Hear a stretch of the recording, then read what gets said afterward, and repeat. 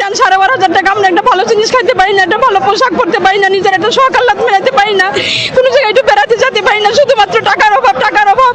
সেই হাউকাউ সংসারের সমস্ত কিছু নিয়ে আমরা আজকে রাস্তায় দাঁড়ায় আছি। আপনি শিক্ষকরা, আপনি নিশ্চয়ই এটা জান না। পরশুদিন আমাদের একজন স্যার কিন্তু মারা গেছে, সে স্যার কিন্তু আমাদের দুনিয়া ছেড়ে চলে গেছে। আমাদের পরশুদিন আরেকটা ম্যাডাম অসুস্থ, সে ঢাকা মেডিকেলে ভর্তি করে দিয়েছে তাকে, সে আসবে না, তাকে জোর করে এখানে স্যালাইন দিয়ে রাখছিলাম, অবস্থা গুরুতর দেখে আবার রেখে আসছি।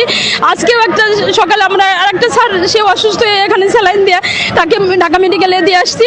আমরাও কিন্তু এখন অর্ধমৃত অবস্থায় এখানে আছি, কোনো রকমের জীবনটা চলতেছে। এখন যদি আমাদেরও এখানে জীবন যায়, এখানে শিক্ষা উপদেষ্টা মহোদয় কিন্তু আপনাকে জবাব দিতে হবে, শিক্ষকের জীবন কেন এই শহীদ মিনার থেকে যাচ্ছে। এই শহীদ মিনারে আমরা বসে আছি শহীদ হওয়ার জন্যই, দাবি আদায় না হওয়া পর্যন্ত আমরা এখানে শহীদ হবো। আর একটা শহীদ মিনার এখানে তৈরি হবে, শিক্ষকদের শহীদ মিনার, শহীদ মিনারের পাশে আর একটা শহীদ মিনার তৈরি হবে। তাই মাননীয় উপদেষ্টা মহোদয়, আপনি যত তাড়াতাড়ি আমাদের এই সামান্য দাবিটুকু মেনে নেবেন, আমরা তত তাড়াতাড়ি আমাদের ক্লাসে ফিরে যাব।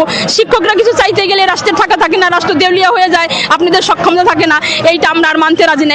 এটা বলে বলে স্বাধীনতার 54 বছর আমাদেরকে অপেক্ষা করাইছেন। আমরা কখনোই রাস্তায় আসতে চাই নাই, শিক্ষক কেন আমি রাস্তায় থাকবো?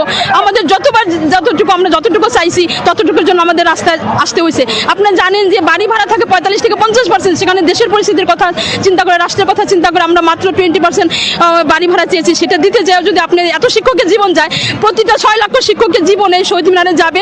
আমাদের দাবি আদায় না হওয়া পর্যন্ত আমরা এখান থেকে যাব না। উপদেষ্টা মণ্ডলী, আপনারা প্রত্যেকে প্রায় শিক্ষক, একটা শিক্ষক হয়ে শিক্ষকদের এভাবে কিভাবে কষ্ট দিতেছেন আমাদের এটা মাথায় আসতেছে না, যে আপনারা তো আমাদের কষ্টের কথাটা আগে থেকেই জানেন। সেই শিক্ষকরা আপনাদের আমলে, আপনারা নিরপেক্ষ নির্দলীয় সরকারের আমলে আমরা আজকে 9 দিন যাবত এখানে অনশন অবস্থায়। আমরা সবাই দেখেন, ঘর সংসার, নিজের ছেলে মেয়ে, স্কুলের ছেলে মেয়ে ফেলে আমরা মহিলারা আমরা এখানে কি অবস্থায়। সেই শুক্রবার থেকে আমরা না খাওয়া প্রতিটা মানুষের আমাদের জীবনটা একবার বের হয়ে যাচ্ছে, আবার আসতেছে।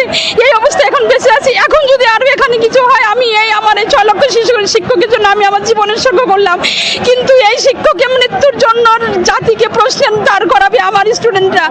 আপনাকে প্রশ্নের মুখোমুখি দাঁড় করাতে হবে। মাননীয় প্রধান উপদেষ্টা মহোদয়, আপনি শিক্ষক, আপনি আগে থেকে আমাদের ছাড়, আপনার কাছে বিনীত রিকোয়েস্ট, আপনার শিক্ষকরা রাস্তায় এভাবে কান্না করতেছে, এভাবে কষ্ট করতেছে, তুলা ময়লায়, আমরা এমনি অসুস্থ, আমাদের দেন 12,500 টাকা, আমরা একটা ভালো জিনিস খাইতে পারি না, একটা ভালো পোশাক পরতে পারি না, নিজের একটা শখ আহ্লাদ মেটাতে পারি না, কোনো জায়গায় একটু বেড়াতে যেতে পারি না, শুধুমাত্র টাকার অভাব।